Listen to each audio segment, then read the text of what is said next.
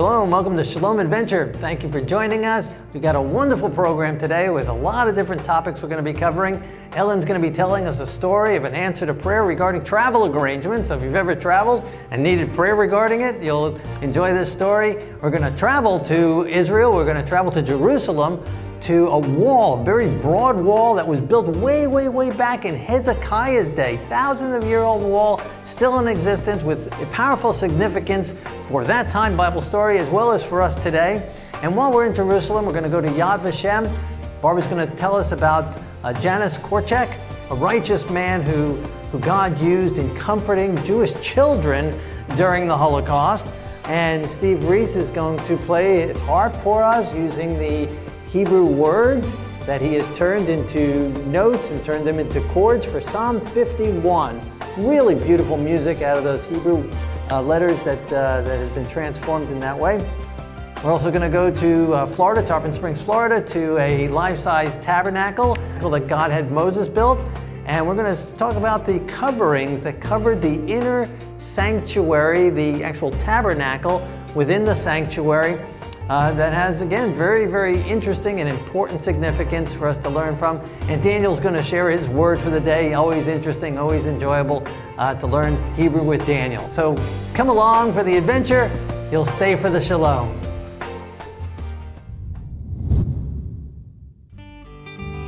Join Shalom Adventure on the next tour to Israel. It will be an adventure that you will relive the rest of your life. On the Shalom Adventure Tour, you will get to see more and do more.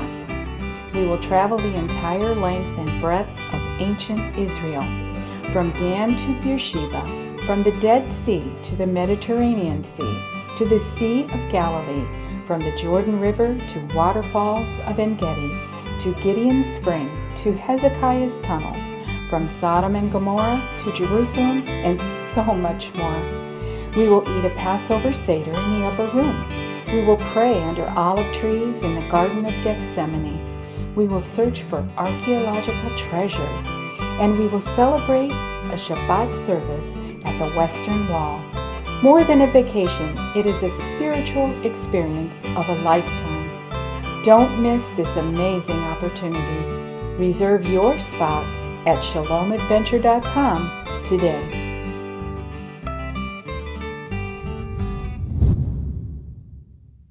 I'm a travel agent, and I am privileged to work with people from all over the world going abroad for many reasons. Some of them build buildings, some of them build schools, some of them provide medical treatment for other people. Many of them are volunteering for a year. And we have so many experiences in my office. You know, God tells us in Jeremiah 33, verse 3, "Call unto me, and I will answer thee and show thee great and mighty things which you do not know." Just the other day, I had someone call me in my office and he said, "I think, Ellen, I'm going to need you to cancel my tickets because my visas have been for 6 weeks in an African embassy and they're just not issuing my visas and we can't go. I don't even have my passport." I said, "Well, it sounds like you need special help. I know somebody that we can talk to." And we bowed our heads over the phone and we asked the God of the universe to intervene and help this situation. So I had it set in my calendar. It was kind of happening over a weekend to be sure and call these people, because with the airlines, if you don't cancel your seat before you're supposed to leave, that can be another issue. It generates something that's called a no-show, and then your ticket's pretty much useless. So I had it all marked down, and I hadn't heard from them, and finally I just couldn't take it any longer. I called them up and I said, "I haven't heard from you. What's going on?" He goes, "Ellen, you're not going to believe it." He said, "The miracle that we prayed for happened." I said, "The what?" He said, "You're not going to believe this." He said, "I had no word from the embassy. And then half an hour after we spoke on the phone and actually prayed to the God of the universe, I got a call from the embassy saying that I was going to have my package delivered the very next day." I couldn't believe it. So the next day, I saw the FedEx truck kind of coming by my house, slowed down, but never stopped, and then it drove away. And I looked at my wife and I said, "What's going on?" She goes, "Oh, honey," she said, "God wouldn't lead us this far just to drop the whole issue, would he?" So they bowed their heads again in their home, And he decided to call the FedEx office and say, hey guys, I understand I'm supposed to have a package today. What's going on? And they said, oh, sir, your package is scheduled for next day delivery. It won't be delivered today. And he goes, are you kidding me? He says, I just saw the FedEx truck outside of my house. They said, well, we're so sorry. There's really nothing we can do. Well, he said, could I please speak with the manager? Oh, sure. So they got the manager, actually got him to talk to the person who runs the FedEx depot in Newark, New Jersey, of all things. Told him her story, said, I've been working on this trip for months. I've spent thousands of dollars. I'm going to be a volunteer now. I have to just spend more money to change my tickets. Well, sir, I'm very sorry. It'll be delivered the next day. So he hung up, and then about 5 minutes later, he had another call, and it was from the manager. She said, you know, after I spoke with you on the phone, I got to thinking that maybe I could do something to help you. My conscience started to bother me, and I thought maybe I could do something. You're not going to believe this, sir, but in my hands, I'm holding your package with your passports in them. And he goes, oh, good. I live really close to your depot. Can I just drive down there? She said, no, sir, I'm really sorry. She said, you have to close at a specified time or I'll get in trouble. But she says, I tell you what. She said, I am going home in my car and I'm going to personally deliver the package to you. She came to his door. She delivered the package. They had their passports. And that next day, they were on their way to the airport to serve people in the remote interior of Africa. Call unto me, God says, and I will show you great and mighty things which you know not.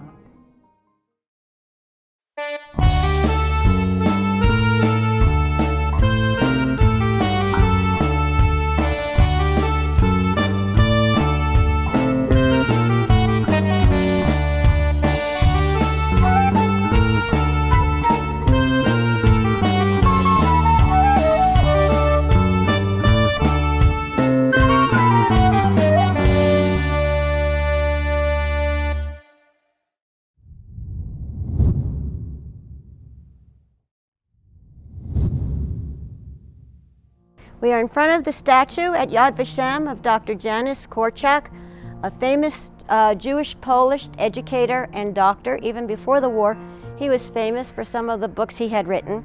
But when the Nazis came in, he was one of the people taken into the Warsaw Ghetto. And he established a home for Jewish children whose parents had been either taken to camps or killed or whatever. They were Jewish orphans. When the ghetto was getting ready to be disbanded and the Jewish people sent to camps, he was told that because doctors were still needed there, he did not have to go. But all these children were like his own children, and he went with them. On the way to the train that was going to take them to the camp, he had the children wearing their best clothes. Each one was carrying their favorite toy. None of them cried, none of them were sad because they knew that Dr. Korczak was with them. And unfortunately, none of those children or the doctor were ever seen again. This psalm is Psalm 51, one of my favorites. David is asking to have a new heart created in him. And I really like the soulfulness of this psalm.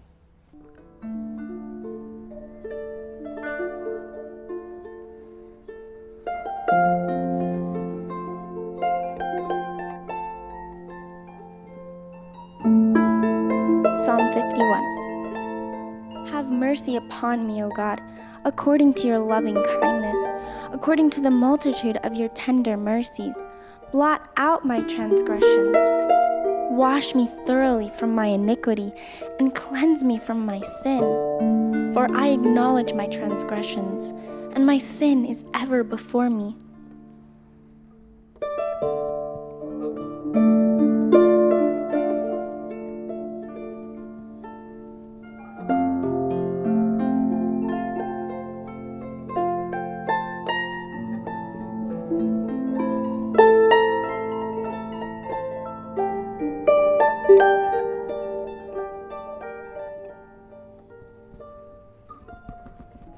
Against you, you only have I sinned, and done this evil in your sight, that you may be found just when you speak, and blameless when you judge.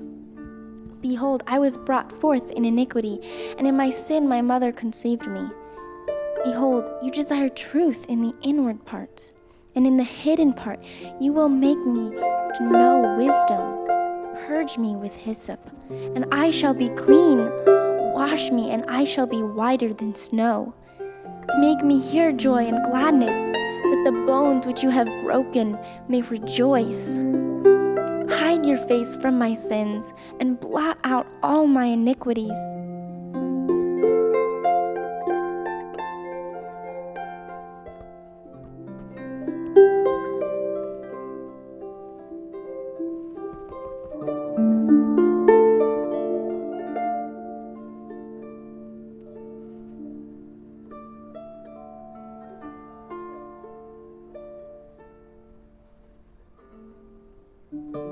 Create in me a clean heart, O God, and renew a steadfast spirit within me. Do not cast me away from your presence, and do not take your Holy Spirit from me. Restore to me the joy of your salvation, and uphold me with your generous spirit. Then I will teach transgressors your ways, and sinners shall be converted to you. Deliver me from bloody guiltiness, O God, the God of my salvation, and my tongue shall sing aloud of your righteousness.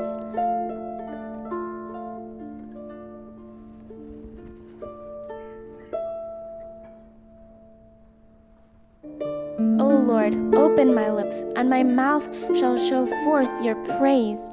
For you do not desire sacrifice, or else I would give it. You do not delight in burnt offering. The sacrifices of God are a broken spirit, a broken and a contrite heart. These, O God, you will not despise. Do good in your good pleasure to Zion. Build the walls of Jerusalem. Then you shall be pleased with the sacrifices of righteousness, with burnt offering and whole burnt offering. Then they shall offer bulls on your altar.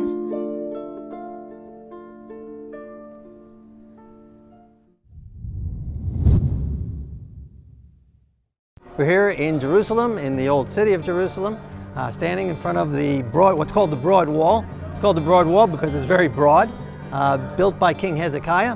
It's 7 meters wide.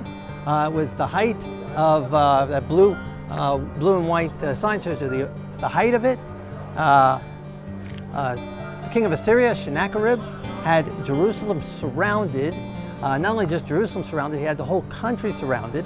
He had brought in his army from the east and attacked to the north, took northern Israel captive, and the end of the Israel kingdom in the north forever, the ancient one, and then came down eventually a couple years after that into Judea, taking city after city of Judea, taking Lachish, the second most fortified and strongest, most important city next to Jerusalem. And now Sennacherib has Israel to the north, Syria to the east, and now he's got Judah to the west and to the south. Egypt cannot even come and help, and so Jerusalem is a caged bird, is what Sennacherib said he was. And so Hezekiah, realizing this, the Bible says, when Hezekiah saw that Sennacherib intended to wage war against Jerusalem, he consulted with his officials and military staff about blocking off the water from the springs outside the city, and they helped him. And they gathered a large group of people who blocked all the springs and the streams and said, why should the kings of Assyria come and get plenty of water? Then he worked hard at repairing all the broken sections of the wall and building towers on it. And he built another wall outside that one and reinforced the terraces of the city of David. He also made large weapons and shields. So he did this fortification. He built this dug this tunnel from the Gihon spring to the pool of Siloam so they'd have water inside, stopped up all the other springs so that they wouldn't have water. And then he worked on building up the walls and strengthening his kingdom militarily and giving protection. But he also told the people, he called all the people before them in the city square at the city gate, and he encouraged them with these words: be strong and courageous. Do not be afraid or discouraged because of the king of Assyria and the vast army with him. For there is a greater power with us than with him. Now, the Assyrians had a much stronger army. much more people, many more soldiers, chariots and horsemen, and much better weaponry. Took in city after city after city and whole countries. And yet he said, greater power is with us than with him. For with him is only the arm of flesh, but with us is the Lord our God to help us and to fight our battles. And the people gained confidence from what King Hezekiah said. So he built all this up, trusting, doing all that he could by God's strength, working through him and through his country, protecting their water sources, protecting their houses, building it up. But at the same time, he continued to trust in the Lord to fight the battles for them. There's this combination going on of trusting God. God is mighty, God is all-powerful, God is able to do it with us or without us, but at the same time, doing all that they can by God's strength to protect themselves and do what they can. It's kind of like praying in our homes and then locking our doors at night, right? It's not presumptuous to leave your doors unlocked and say, well, God's going to protect me. God's going to help me. No, we pray, we trust God's going to protect us, but we still lock our doors at night. We still lock our cars. And so then what happened? That night, King Hezekiah and the prophet Isaiah, son of Amos, cried out in prayer to heaven about this. And the Lord sent an angel who annihilated, an angel who annihilated all the fighting men and the commanders and the officers in the camp of the Assyrian king. And then he withdrew to his land in disgrace. And when he went into the temple of his God, some of his sons, his own flesh, Sennacherib's, and blood, and cut him down with the sword. So Sennacherib, he takes Lachish, he builds this humongous relief depicting the battle and how he defeated him, 9 feet tall, many feet wide, showing the great conquest and how he brought in his army and took many captives and defeated the towers and knocked down the battering rams. Jerusalem, there's nothing. He's got no record of conquering Jerusalem. He's got no record of the war in Jerusalem. Why? Because the Lord fought. And in one night, an angel of the Lord killed 7,000 of the Assyrian army and laid them flat. They went out the next morning, the Bible says they found dead corpses. Well, they were all dead corpses. It's kind of a double saying, right? They were dead and they were corpses. The corpses were dead. They were dead. They were doubly dead because the Lord struck them down and protected Jerusalem, protected his people, while at the same time they did what they could by God's strength to protect themselves as well. And we also need to trust in the Lord with all our hearts, with all our souls, and at the same time do what we can by God's strength to take care of ourselves health-wise, protecting ourselves mentally, physically, spiritually, and emotionally. This is a life-size model of the sanctuary that Moses built in the wilderness. When we spent 40 years in the wilderness, it was continued to use all through the time of Judges until, even through King David, until Solomon. Sure was. And as you can see, although we have here the dimension specification that God had given to Moses, we have one here in Tarpon Springs, Florida. What a wonderful teaching tool, people. It's a blessing here at Leslie Hale Teaching Center, where God had given to Leslie Hale many years ago. And here we have it here in Little Tarpon Springs, Florida. And it's not only a blessing for the community, but really it's a blessing for the whole body. And people can come here, and we're talking about different groups, from children's groups to senior groups.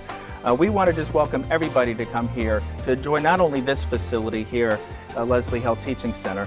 The good thing about it, Jeff, it's that it's free. It's free. I mean, you come here and people just wind up saying, my goodness, I can't believe this place. It's Walt Disney World production that you have here.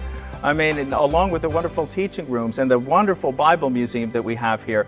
People have to come here to this wonderful place in Tarpon Springs, Florida, 1355 North Pinellas Avenue. Please come and join us. It's for everybody to enjoy, and everybody will be blessed. Here we have the coverings of the sanctuary. This is also known as the Tabernacle proper. We'll look, and you will take a look at this closely. You have 4 layers. You have this fine twine linen, which is actually the same exact measurements of the fine twine linen, 280 cubits minus the beautiful purple colors. Look at the same colors that are over here, Rabbi Jeff. Look at here. We got the scarlet, the purple, and the blue, and these beautiful cherubims as you go into the holy place. Well, you'll see. They were such heavenly things, as the Bible refers to. But look here, we have goat's hair that was applied upon the second layer. and then the wonderful ram skin tan-dyed red. I mean, think about the work that these people had to do, the Israelites, to put this together. I mean, a lot of work. The final covering that you look at the top, nothing beautiful, weather beaten all the time. They called it the badger skin. I mean, this structure was just very simply humble and beautiful, but when you come inside, it's just absolutely beautiful. Yeah, this is interesting that God's tabernacle, God gave the dimensions to Moses and gave the description of everything, how big, what to use. So they didn't make this up. God inspired Moses and have these 4 layers. So the linen, and then the goat skin, the ram skin, and then the badger skin. And we can see the symbolism, right? Again, the whole tabernacle represents the Messiah to come. And so the linen, the purity, like the Levites, the Kohanim wore the linen, the goat skin, the sacrifices at the brazen altar, the goat on Yom Kippur, on the Day of Atonement, the goats would be sacrificed. But then a badger. Now, something we know about a badger is they're unclean, right? The ram is clean, the goat is clean, but the badger is an unclean animal. Why would God, his sanctity, his holy temple, which represents him, be covered in an unclean animal? The outer covering is an unclean animal. All of it represents the Messiah, who became flesh, who took on our flesh. He became human. We don't believe in a man who became God. We believe in a God who became man, who wanted to tabernacle with us. And that's why he told Moses, build me a tabernacle so that I can dwell among you. And so God came to us as us, and he took on flesh, tempted in all ways like you and I are, struggled with the same feelings and emotions that we struggle with, but yet he never yielded to them. He never sinned, but he took on our flesh. And so the whole tabernacle perfectly and beautifully represents him. And then inside, in his heart, in his mind, is the Holy of Holies, the light, the bread, the prayers for us, his heart for us. The tabernacle represents the Messiah. Welcome to Shalom Adventure Hebrew class. Today we will learn a very common but at the same time important word. When polite people meet someone, they of course say hello. And when they leave, they usually say goodbye. How to say hello in Hebrew? Hello in Hebrew will be... Let us learn how to read this word. In the previous episode, we learned 2 important things. First, Hebrew should be read from right to left. Second, Holim Vav should be read as O, Tov. We see that our word contains 4 characters and 1 diacritic mark. The first letter is Shin. It sounds sh, like a combination of characters S and H in shine. Under the Shin, we can see a diacritic mark which is called kametz. It sounds A, like an A in car. Our next letter is Lamed. It sounds L, like an L in let. Now we have a Holim Vav which sounds like an O in more. And the last character is called Mem. It sounds like an M in mark. If a mem is placed at the end of a word, it transforms to a final form. Now we know everything we need about our letters, and we can read our word together. Shalom. Shalom.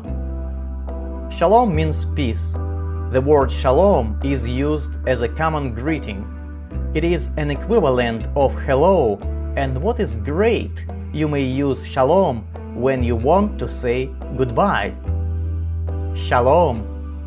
Shalom. Shalom means peace, and additionally, it may mean health, welfare, and safety. It is not by chance that Jewish people use shalom to greet each other. You may use shalom as a formal or informal greeting. And of course, Shabbat Shalom is a traditional Shabbat greeting. When Jethro let Moses go back to Egypt, he said, "Go in Shalom." When Joseph inquired about Jacob's health, he said, "Is your father well?" Shalom. The priests in Israel were instructed to bless people, saying, "May the Lord lift up his countenance on you and give you shalom." The prophet Isaiah gave an amazing promise. He said, "The steadfast of mind you will keep in perfect shalom, because he trusts in you." And Yeshua told to his disciples, "Shalom I leave with you, my shalom I give to you." Yeshua most probably spoke Aramaic, not Hebrew, but it doesn't change anything, since Hebrew shalom sounds shalom in Aramaic and has the same meaning. And we believe that Yeshua will return soon and say to us again, Shalom. If you want to study more, go to shalomadventure.com and enjoy free Hebrew lessons. Thank you for joining us. Shalom.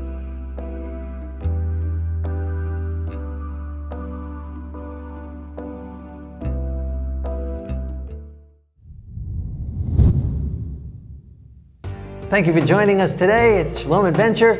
We have a Shalom Adventure website, shalomadventure.com, where every single day we have new articles posted and videos and all kinds of wonderful stuff for you to enjoy and be blessed with and to share with other people. It's a journal for internal peace. It's a journey to eternal peace. So come along for the journey, come along for the adventure, come along for the peace, come along for the shalom, shalomadventure.com.